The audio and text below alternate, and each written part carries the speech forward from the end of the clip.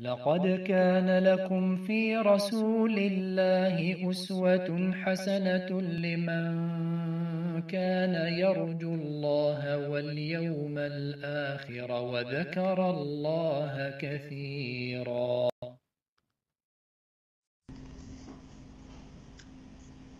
إن الحمد لله نحمده ونستعينه ونستغفره ونعوذ بالله من شرور أنفسنا ومن سيئات أعمالنا.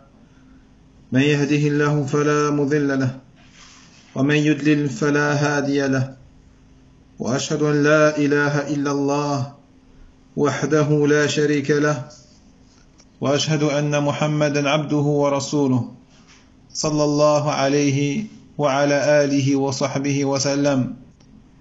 يا أيها الذين آمنوا اتقوا الله حق تقاته ولا تموتن إلا وأنتم مسلمون. يا أيها الناس اتقوا ربكم الذي خلقكم من نفس واحدة وخلق منها زوجها وبث منهما رجالا كثيرا ونساء، واتقوا الله الذي تساءلون به والأرحام إن الله كان عليكم رقيبا. يا أيها الذين آمنوا اتقوا الله وقولوا قولا سديدا يصلح لكم أعمالكم ويغفر لكم ذنوبكم، ومن يطع الله ورسوله فقد فاز فوزا عظيما. أما بعد، فإن أصدق الحديث كتاب الله، وخير الهدي هدي محمد بن عبد الله، وشر الأمور محدثاتها، وكل محدثة بدعة، وكل بدعة ضلالة، وكل ضلالة في النار. أخوتي في الله والأخوات، السلام عليكم ورحمة الله وبركاته. فنواصل بعون الله عز وجل دروسنا في شرح الأرجوزة المئية في ذكر حال أشرف البرية للعلامة ابن أبي العز الحنفي رحمة الله عليه، مع شرح فضيلة الشيخ عبد الرزاق ابن عبد المحسن البدر حفظه الله تعالى وأباه. فقال الناظم رحمه الله: أكمل في الأولى صلاة الحضر من بعد ما جمع فاسمع خبري. فبحمد الله عز وجل ننتقل إلى البيت الذي يلي. وقد ذكرنا بحمد الله عز وجل حوادث مكية حصلت بعد البعثة.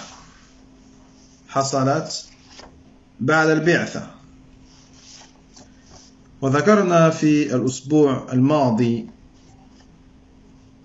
الحادثة 12 وهي بيعة العقبة الأولى. Donc, la semaine dernière, on a mentionné, bihamdillahi subhanahu wa ta'ala, certains événements qui se sont déroulés à la Mecque après l'avènement de la prophétie de Muhammad sallallahu alayhi wa sallam. On avait évoqué donc la semaine dernière le 12e événement qui est l'allégeance de l'Aqaba, la première allégeance de l'Aqaba. وذكرنا الحادثة 13 بيعة العقبة الثانية. Puis on a évoqué la seconde allégeance de l'Aqaba. ثم ذكرنا الحادثة 14 وهي هجرته صلى الله عليه وسلم. Puis on a mentionné le 14e événement qui est donc l'immigration du messager d'Allah sallallahu alayhi wa sallam à Médine. Et donc on avait dit que l'ensemble des événements importants que l'on a énumérés se déroulant avant son arrivée à Al-Médina était de 25 événements en tout.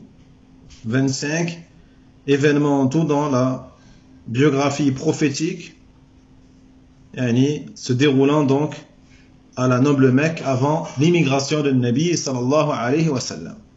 طيب فلما فرغ الناظم رحمه الله تعالى من حوادث السيرة النبوية لما فرغ الناظم من حوادث السيرة النبوية المكية شرع يذكر حوادث السيرة النبوية المدنية مرتبة على سنين بقائه فيها وابتدأ ذلك بحوادث السنة الأولى فذكر 10 حوادث.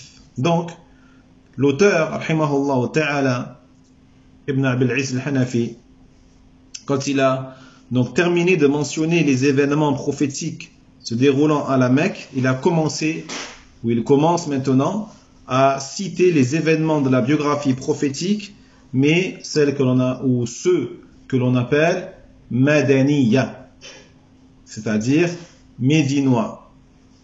Et il les a rangés en fonction des années qu'il a donc passées à Médine.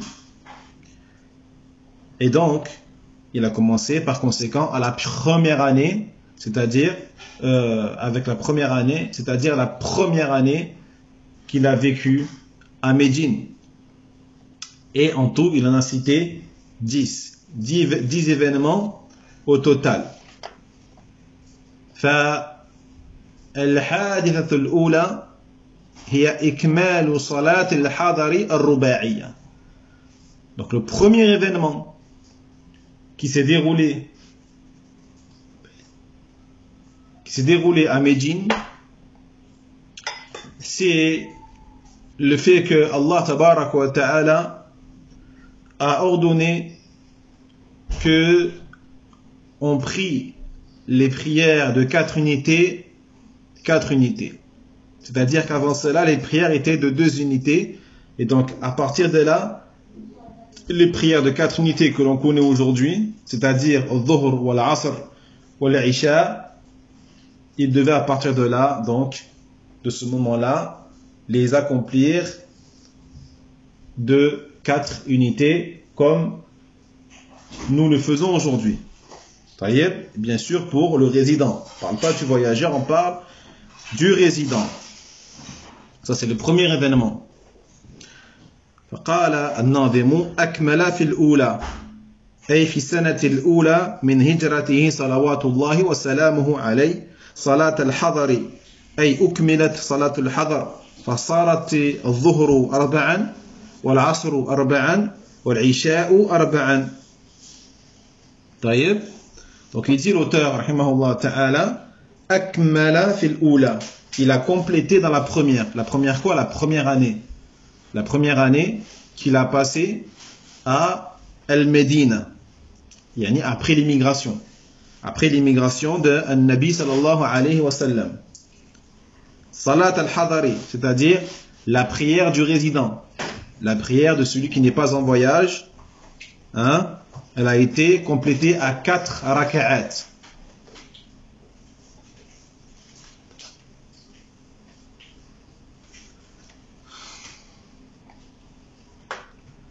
À 4 raka'at. C'est-à-dire que la prière de Dhuhr, eh bien, à partir de ce moment-là, devait être faite et était composée de 4 raka'at. Pareillement pour la prière de l'Asr, 4 raka'at, et pareillement pour la prière de l'Isha, 4 raka'at. طيب. ففي الصحيحين عن عائشة رضي الله عنها قالت: فرضت الصلاة 2 ثم هاجر النبي صلى الله عليه وسلم ففرضت 4 وتركت صلاة السفر على الأولى أي صارت الثنائية التي هي الظهر والعصر والعشاء 4 ركعات وبقيت في السفر 2 على ما هي عليه قبل الهجرة.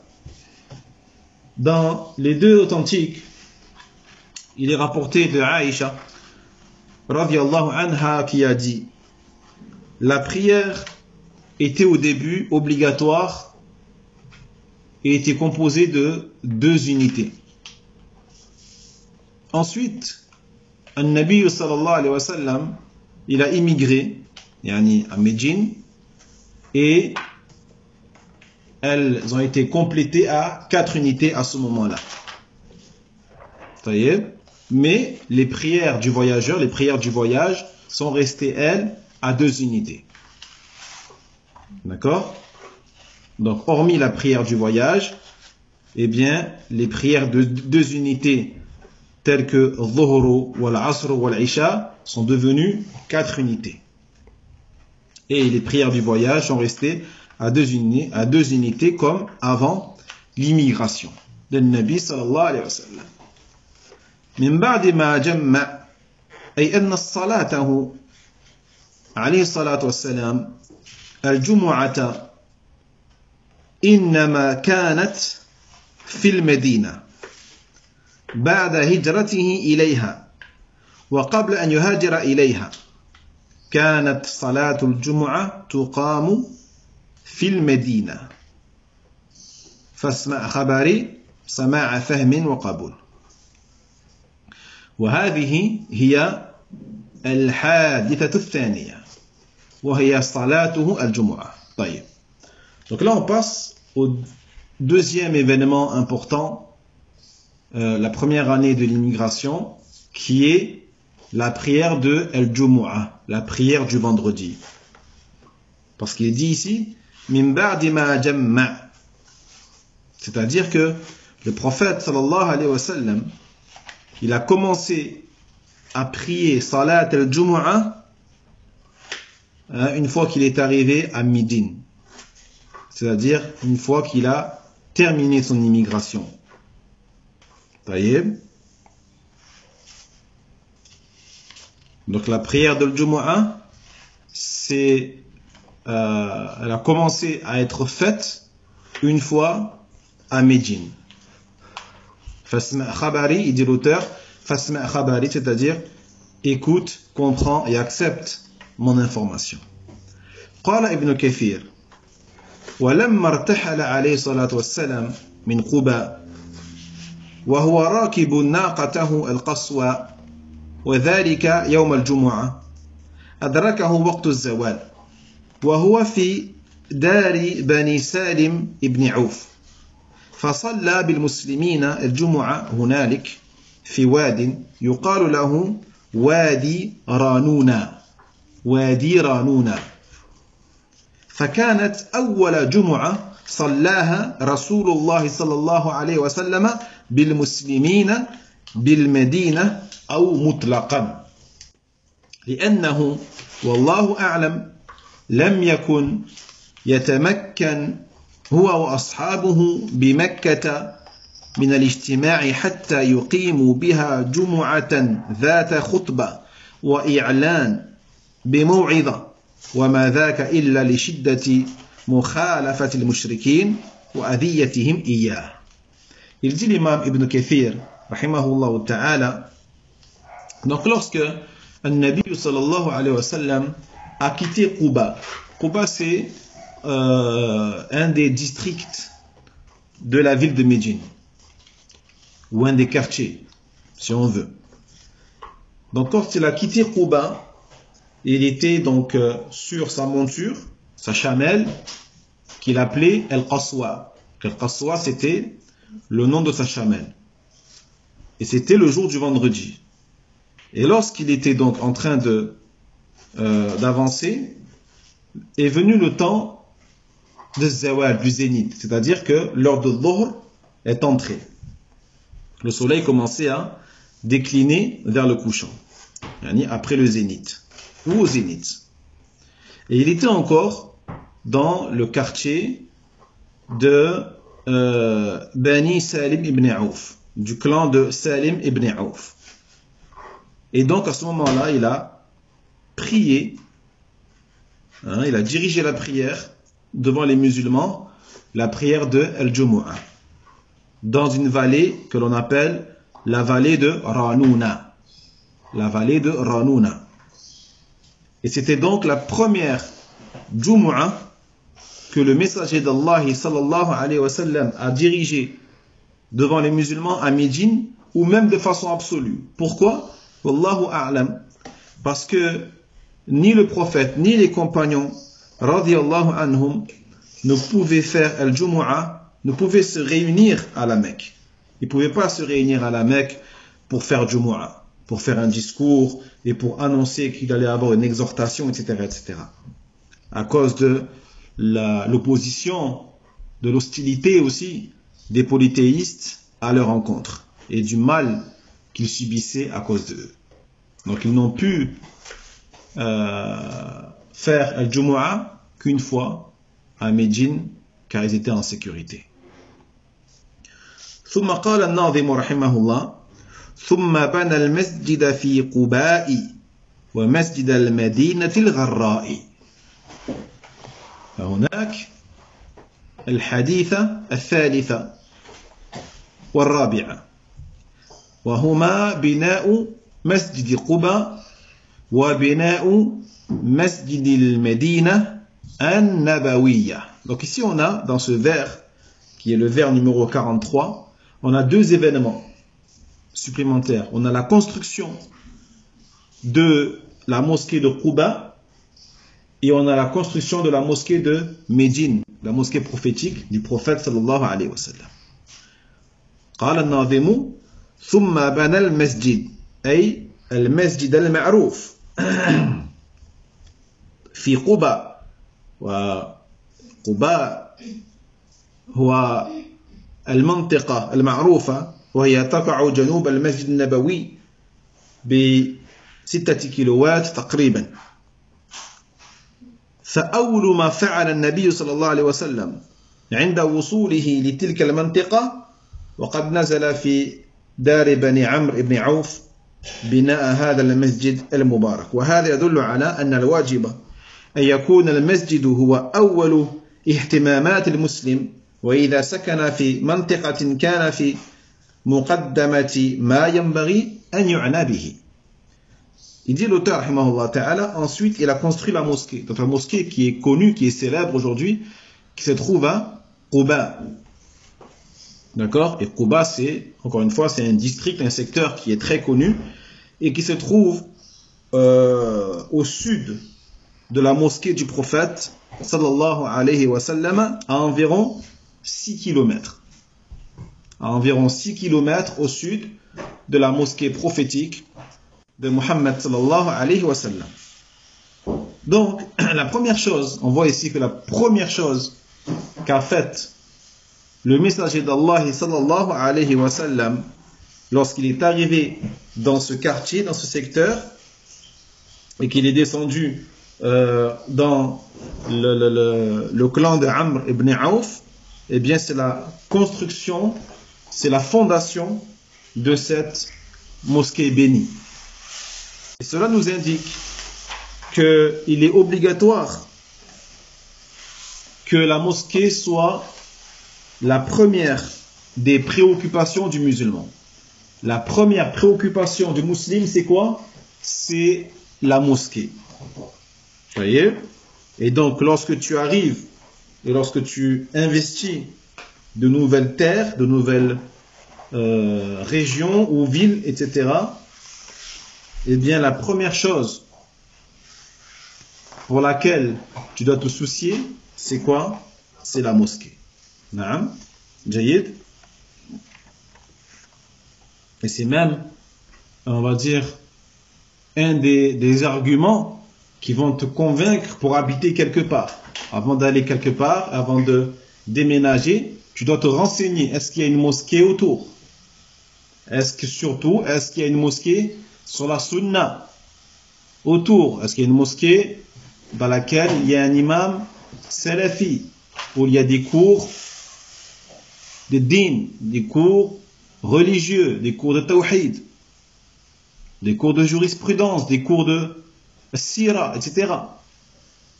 C'est ça la chose qui doit t'attirer et peser sur la balance. quand tu désires déménager et aller dans un nouvel endroit? Est-ce qu'il y a des savants? Est-ce qu'il y a des mashayikh? Est-ce qu'il y a des tulab al-ilm, des étudiants en sciences? Car tu dois te rapprocher d'eux un maximum. Ce n'est pas les loisirs ou les divertissements, ces choses-là qui doivent t'attirer en premier, mais c'est au contraire la mosquée. Naam. Et malheureusement, certains sont plus attirés par les loisirs ou l'argent. طيب والله المستعان. وقال ابن كثير رحمه الله تعالى في البداية والنهاية: ولما حل الركاب النبوي بالمدينة وكان أول نزله بها في دار بني عمرو بن عوف وهي قباء كما تقدم، فقام بها أكثر ما قيل 22 ليلة، وقيل 18 ليلة، وقيل 19 ليلة. وقال موسى ابن عقبة 3 ليال. والأشهر ما ذكره ابن إسحاق رحمه الله وغيره أنه عليه الصلاة والسلام أقام فيهم بقباء من يوم الاثنين إلى يوم الجمعة. Il dit l'imam Ibn Kathir rahimahullah ta'ala dans son livre Al-Bidayah wa Nihaya, il dit: lorsque la monture de Nabi sallallahu alayhi wa sallam est arrivée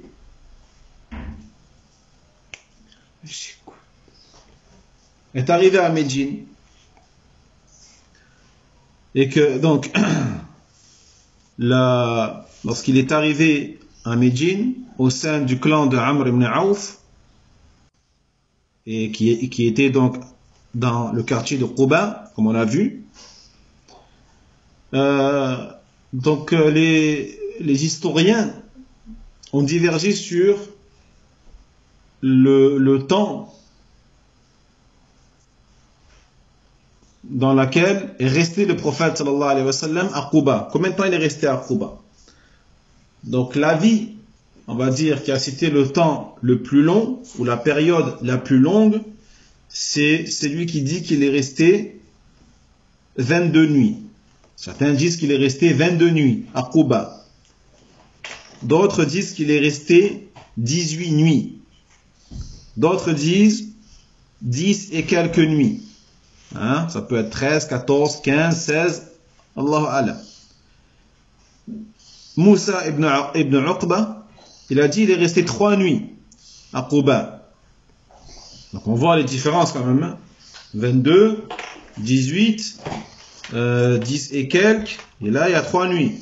Mais ce qui est le plus connu et le plus propagé, comme l'a mentionné Ibn Ishaq et d'autres que lui, rahimahumullah, est que le prophète sallallahu alayhi wa sallam, il est resté à Quba, dans la tribu de Amr ibn Auf, du lundi au vendredi. Il est resté du lundi au vendredi, ce qui fait 5 jours. طيب نعم. فقد قال ابن كثير: وقد أسس في هذه المدة المختلف في مقدارها على ما ذكرناه مسجد قباء، وهو مسجد شريف فاضل نزل فيه قول الله تعالى: لمسجد أسس على التقوى من أول يوم أحق أن تقوم فيه رجال يحبون أن يتطهروا والله يحب المطهرين. فيه رجال يحبون أن يتطهروا والله يحب المطهرين. وكما تكلمنا في تقرير ذلك في التفسير، وذكرنا الحديث الذي في صحيح مسلم أنه مسجد المدينة والجواب عنه. Puis dit Ibn Kathir rahimahullah ta'ala, et donc le Nabi sallallahu alayhi wa sallam a commencé la fondation durant cette période, comme on a vu, sur laquelle les historiens ont divergé.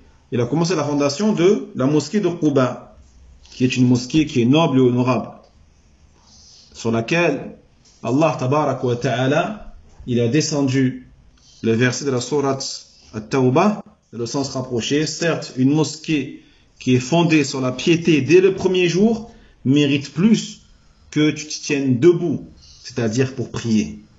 Il y a dedans des hommes qui aiment se purifier et Allah aime ceux qui se purifient. Comme nous en avons parlé et nous avons approuvé ce tafsir dans Tafsir justement, et nous avons mentionné le hadith dans Sahih Muslim qui dit que ce verset concerne la mosquée de Médine, et on a répondu à cela également. Wallahu a'lam. Na'am.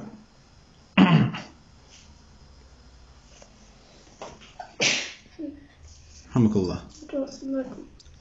ومسجد المدينة الغراء أي وبنى صلوات الله وسلامه عليه مسجد المدينة، وكان صلى الله عليه وسلم اشترى مكانه، وكان مربدا للتمر لسهيل والسهل غلامين يتيمين في حجر أسعد ابن زرارة رضي الله عنه، وكانت بركة ناقته هناك، فبنى المسجد في ذلك المكان. وكان صلى الله عليه وسلم كما جاء في صحيح البخاري ينقل معهم اللبن ويشاركهم في بنيانه، وكانوا يقولون اللهم إن الأجر أجر الآخرة فارحم الأنصار والمهاجرة. Puis dit l'auteur, rahimahullah ta'ala, et la mosquée de Médine, al-Gharra, c'est-à-dire la blanche, la lumineuse. Donc le prophète, salawatullahi wa salamuhu alayhi, il a fondé après cela, il a construit à l'aide de ses compagnons la mosquée de Médine. La mosquée de Médine. Et il a d'abord bien sûr acheté, il a acheté l'endroit sur lequel il allait construire la mosquée, et il était donc, il faisait sécher les dattes pour deux orphelins qui s'appelaient Suhail et Sahl, deux orphelins qui étaient sous la tutelle de Sa'd ibn Zurara radiyallahu anhu.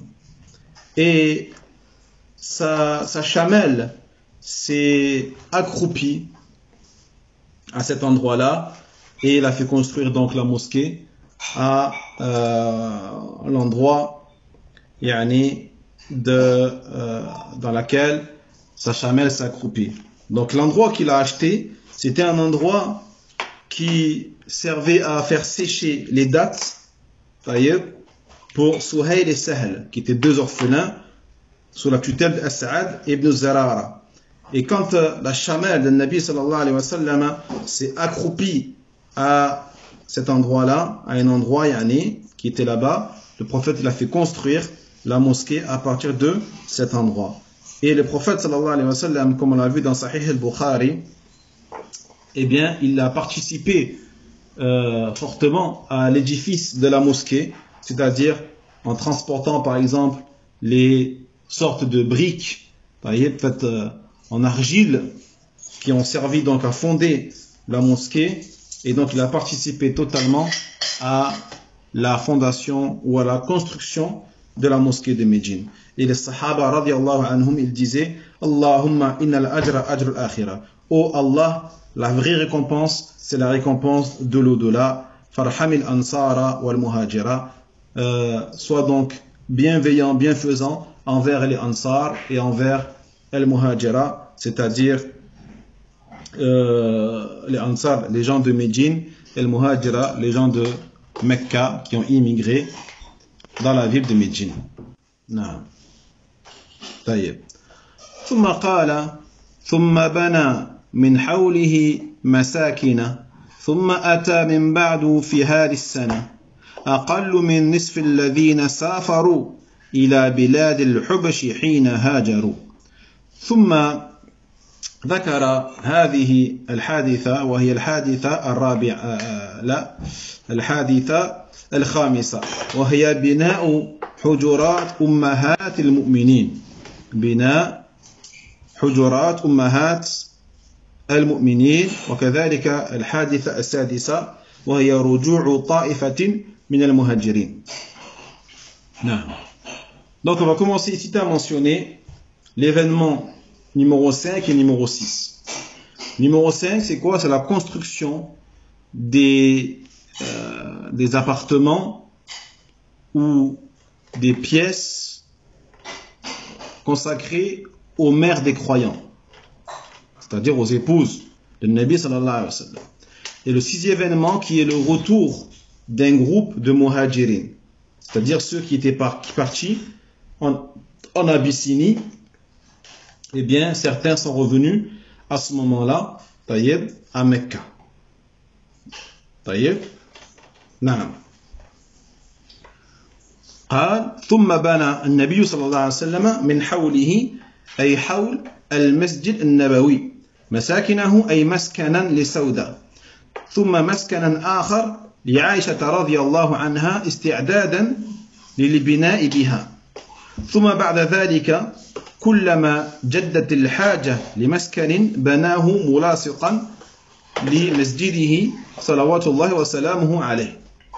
Donc il dit, l'auteur ici, ensuite il a construit, c'est-à-dire le prophète sallallahu alayhi wa sallam, autour d'elle, c'est-à-dire autour de la mosquée prophétique. Il a construit masakinahu, ses logements, c'est-à-dire un logement pour son épouse Saouda radiyallahu anha et un autre logement pour Aïcha radiyallahu anha afin de préparer la consommation du mariage avec Aïcha radiyallahu anha.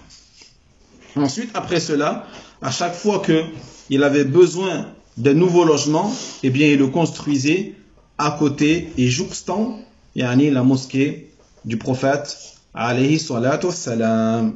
وقال الذهبي رحمه الله لم يبلغنا أنه صلى الله عليه وسلم بنى له 9 أبيات حين بنى المسجد ولا أحسبه فعل ذلك إنما كان يريد بيتا واحدا لسودة أم المؤمنين رضي الله عنها ثم لم يحتاج لبيت آخر حتى بنى لعائشة رضي الله عنها في شوال سنة 2 فكأنه صلى الله عليه وسلم بناها في أوقات مختلفة. Il dit al-Dhahabi rahimahullah ta'ala, il ne nous est pas parvenu que le prophète sallallahu alayhi wa sallam a construit pour lui 9 logements. 9 logements lorsqu'il a construit la mosquée. Et je ne pense pas qu'il ait fait cela. Mais il voulait plutôt construire un logement pour Saouda, la mère des croyants. Ensuite, il n'avait pas besoin d'en faire un autre jusqu'à ce qu'il ait construit un autre logement, comme on l'a dit, pour Aïcha radhiyallahu anha durant le mois de Shawwal, la 2e année. Taïeb. Naam. Donc le prophète sallallahu alayhi wa sallam, c'est comme si il construisait ses logements à des périodes différentes selon ses besoins, en vérité, selon ses besoins. Naam.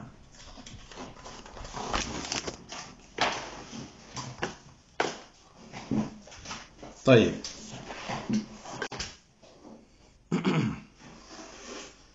وهي مساكن متواضعة جاء في الأدب المفرد للبخاري عن داود بن قيس قال رأيت الحجرات من جريد النخل مغشاة من خارج بمسوح الشعر وأظن عرض البيت من باب الحجرة إلى باب البيت نحوا من 6 أو 7 أذرع وأحزر البيت الداخل 10 أذرع وأظن سمكه بين 8 و7 نحو ذلك أي الارتفاع. Puis il dit et les logements qu'il construisait à Médine pour ses épouses étaient des logements qui étaient très modestes, comme cela est parvenu dans l'Adab al-Mufrad de l'imam al-Bukhari rahimahullah ta'ala, quand on aura l'occasion inshallah de l'étudier dans les cours du jeudi de l'Adab al-Mufrad, le hadith rapporté par Daoud ibn Qais qui a dit j'ai vu les logements ou les appartements de Nabi sallallahu alayhi wa sallam min jarid al-nakhl, c'est-à-dire dont le plafond était fait de branches de palmier qui étaient dénuées de leurs feuilles. طيب من مغشات من خارج بمسوح الشعر. طيب donc des branches de palmier sur lesquelles il y avait يعني des choses qui les recouvraient par-dessus, d'accord, et qui étaient enlevées de leurs feuilles. Et puis il dit وأظن عرض البيت, et je pense que la largeur de la maison du prophète sallallahu alayhi wa sallam, à partir de la porte de l'hujra. Donc l'hujra ici c'est on va dire la porte d'entrée, là où il y a la cour de sa maison, jusqu'à la porte de sa chambre, donc la chambre où il dormait avec son épouse. Il dit que cette largeur était d'environ 6 ou 7 adhru'. Donc vira, c'est une coudée. Donc les scientifiques disent qu'une coudée c'est à peu près 70 cm. D'accord? Donc la distance entre cette porte d'entrée et la porte de sa chambre, il dit 6 et 7 coudées. Donc tu calcules, on va dire 6 coudées ou 7 coudées. Une coudée c'est 70 cm. Hein? Ça fait combien? 490 cm. D'accord? La distance entre la porte d'entrée ou de la cour et la porte de sa chambre était de 490 cm, c'est-à-dire même pas 5 mètres. Même pas 5 mètres. Donc on va imaginer que c'était étroit. Hein? Puis il dit وَأَحْزِرُ الْبَيْتَ الدَّاخِلَ 10 أذرع. Et il dit que, et j'estime que la pièce où il dormait, يعني البيت الداخل 10 أذرع, était de 10 coudées, c'est-à-dire 7 mètres à peu près. 7 mètres. Donc 5 mètres entre les deux portes, puis 7 mètres dans la maison. Puis il dit, et je pense que Sumkahu, c'est-à-dire la hauteur de la maison entre le sol et le plafond, était de 8 ou 7. 8 ou 7 coudées. D'accord? Ce qui n'est pas énorme non plus. 8 ou 7 coudées, si on dit 8 fois 7. Hein? 8 fois 7, 56.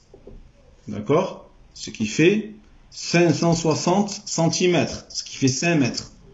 5 mètres 60. D'accord? Entre le plafond et le sol.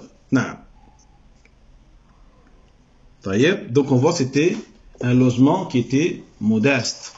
Le logement du prophète alayhi salatu wassalam était quelque chose de modeste.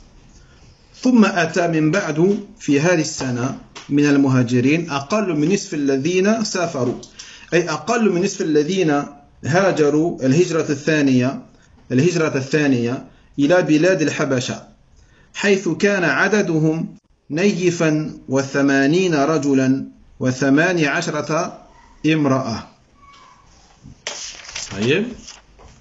Puis il dit, l'auteur rahimahullah ta'ala, ensuite, après cette année-là, sont arrivés certains parmi les muhajirin qui avaient émigré en Abyssinie. Ils sont revenus. Puis il dit, ceux qui sont revenus, ils étaient moins nombreux que la moitié qui avaient voyagé en Abyssinie.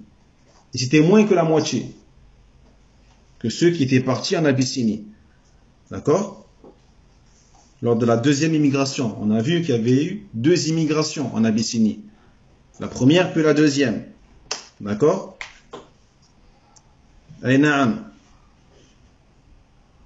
Et donc, à ce moment-là, on a vu qu'ils étaient thalathatnuhum,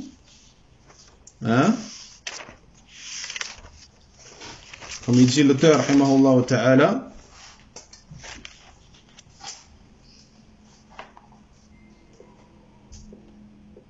ثلاثة وثمانون رجل ومعهم جماعة حتى كمل وهن 10 ثم قال أسلمت في السادسة حملة الأسد.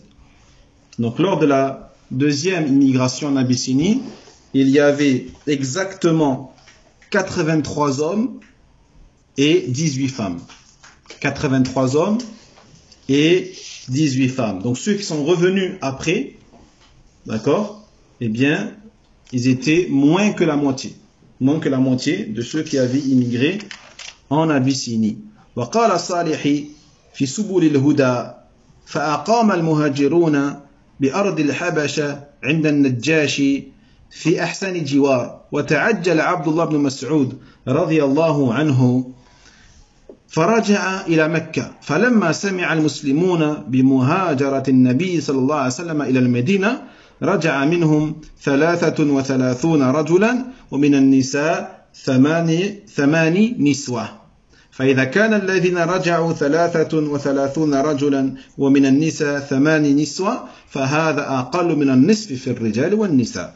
Il dit Salihi dans son livre Subul al-Huda, il dit les muhajirun, les immigrants donc sont arrivés, ont établi leur campement, si on veut, en Abyssinie, en terre d'Abyssinie, auprès d'An-Najashi, le roi des Abyssins. Et comme on a vu, qui s'est converti à l'islam avant sa mort, radiyallahu anhu wa rahimah. Ils ont vécu donc en Abyssinie un certain temps dans la sécurité et en totale paix avec ce peuple. Et Abdullah ibn Mas'ud, lui, il s'est précipité à revenir à la Mecque.